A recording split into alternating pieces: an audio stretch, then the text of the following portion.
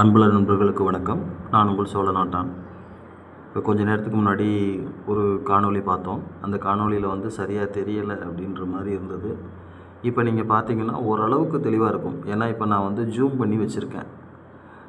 அந்த சிலந்தி பூச்சி பார்த்திங்கனாக்கா எப்படி கை கால் அசைச்சு தன்னை சுற்றி ஒரு கூடு கட்டுதுன்னு பாருங்கள். இப்போ ஏதோ ஒரு பூச்சியை இதுவே சின்னது தான், ஆனால் இதை விட சின்னதாக ஒரு பூச்சியை பிடிச்சி அந்த பூச்சியை இப்போ உணவுக்காக கூடு கட்டி தயார் பண்ணிக்கிட்டு இருக்கு. எப்படி பண்ணிக்கிட்டு இருக்கு பாருங்கள்.